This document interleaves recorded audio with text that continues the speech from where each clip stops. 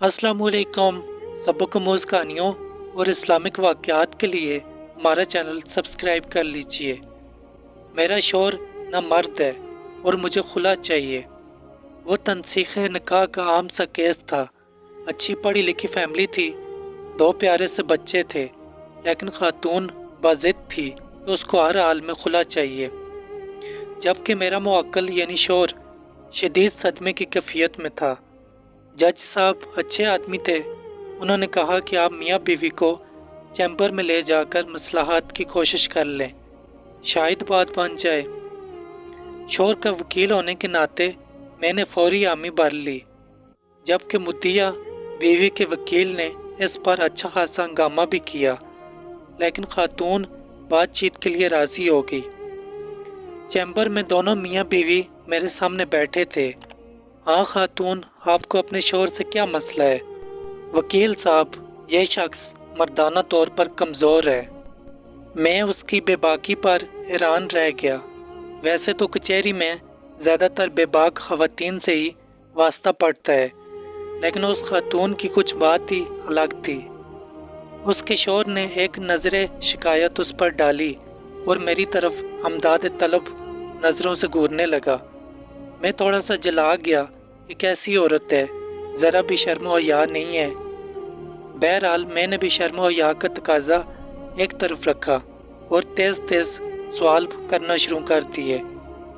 जब उससे पूछा क्या आपका अपने मर्द से गुजारा नहीं होता, तो कहती है कि माशाल्लाह 2 बच्चे हैं हमारे, ये जिस्मानी तौर पर तो बिल्कुल ठीक है, तो बीबी फिर मर्दाना तौर पर कमज़ोर कैसे हुए?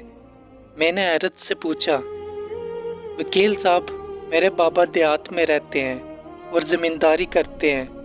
हम 2 बहनें हैं। मेरे वालिद ने हमें कभी रानी से कम बुलाया ही नहीं, जबकि मेरे शौहर मुझे कुत्ती कह के बुलाते हैं। ये कौन सी मर्दाना सिफ़त है वकील साहब?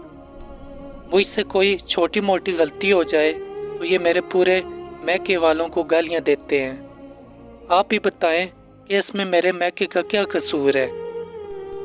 ये मर्दाना सिफ़त तो नहीं ना कि दूसरों की घर वालियों को गालियाँ दी जाएं। वकील साहब, मेरे बाबा मुझे शहज़ादी कहते हैं और ये गुस्से में मुझे कंजरी कहते हैं। वकील साहब, मर्द तो वो होता है जो कंजरी को भी इतनी इज्जत दे कि वो कंजरी ना रहे, और ये अपनी बीवी को ही कंजरी कह के पुकारते हैं। ये कोई मर्दाना बात तो नहीं हुई ना? वकील साहब, अब आप ही बताएं, क्या ये मर्दाना तौर पर कमज़ोर नहीं है? मेरा तो सर शर्म से झुक गया। उसका शौहर उसकी तरफ देखकर बोला, अगर यही मसला था तो तुम मुझे बता सकती थी ना। मुझ पर इस कदर ज़हनी टॉर्चर करने की क्या ज़रूरत थी? आपको क्या लगता है, आप जब मेरी माँ बहन के साथ किसी नाजायज़ रिश्ते को जोड़ते हैं तो मैं खुश होती हूँ? इतने सालों से आपका किया गया ये ज़हनी तशद्दुद बर्दाश्त कर रही हूँ, इसका कौन हिसाब देगा?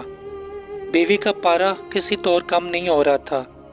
खैर, जैसे तैसे मिन्नत समाजत करके समझा बुझा के इनकी सुलह करवाई। मेरे मुअक्किल ने वादा किया कि वो आइंदा अब कभी अपनी बीवी को गाली नहीं देगा, और फिर वो दोनों चले गए।